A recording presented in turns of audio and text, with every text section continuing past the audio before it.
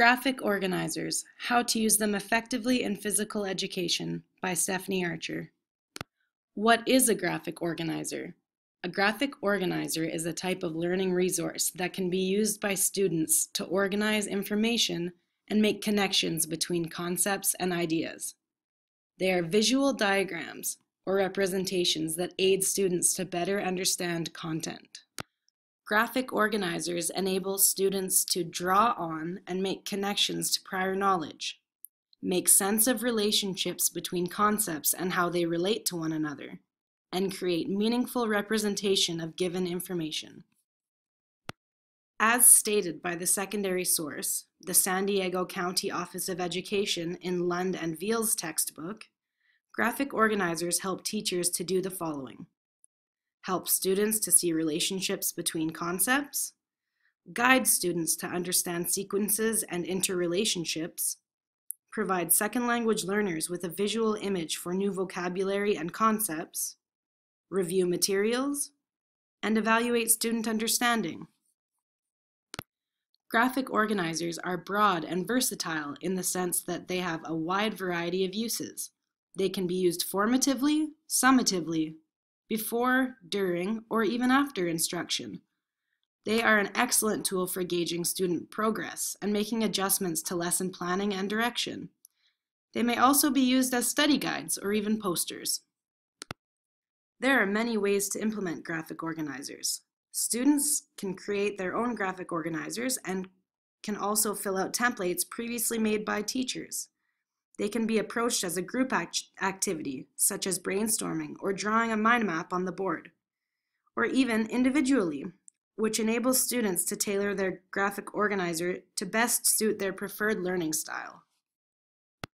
You might be thinking, I'm a phys ed teacher, why would I ever use graphic organizers in the gym? Or, why does this apply to me? Is this a useful approach? When would I ever use this practically? So, why do graphic organizers matter for physical educators? As mentioned by Mitchell and Hutchinson in 2003, as physical educators, we are expected to touch on the 3 domains of learning. Psychomotor, the physical skills themselves, such as catching, throwing, or running. Affective domain, attitude and feelings, or emotions, such as teamwork, cooperation. Cognitive domain, critical thinking and evaluative skills, things like the knowledge of rules, positioning, or player roles. Although the first 2 domains are explicitly addressed in physical education, the cognitive domain is often less looked upon. In order to deliver a well-rounded and complete program, physical educators must engage students in the critical thinking process. In other words, we're doing students a disservice to neglect the cognitive domain.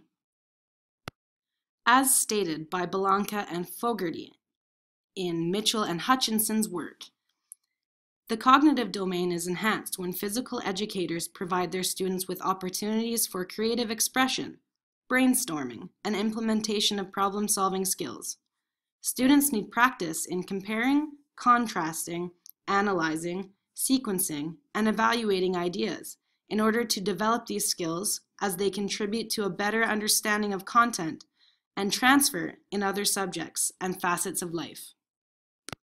According to Mitchell and Hutchinson, physical educators can borrow useful strategies from educational psychology in order to reinforce academic and cognitive skills by using graphic organizers. Here are some practical physical education examples. When introducing a new unit, use a brainstorming or mind map to allow students to state what they already know and to help connect to new concepts. Listing key terminology for students. This is helpful for English language learners or other students with a limited previous experience within sport-specific vocabulary.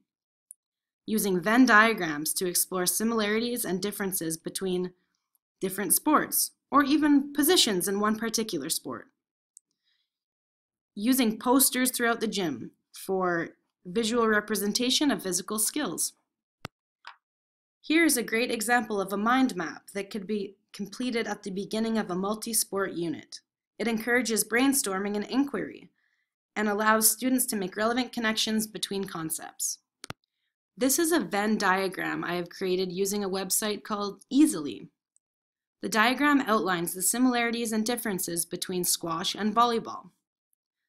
Venn diagrams can also be used in physical education to compare rules, sports, skills, positions, etc.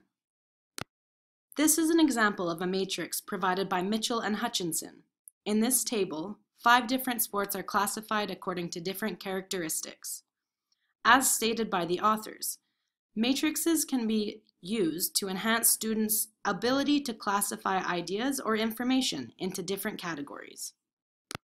Here are some additional teacher resources that you might want to take a look at in the future.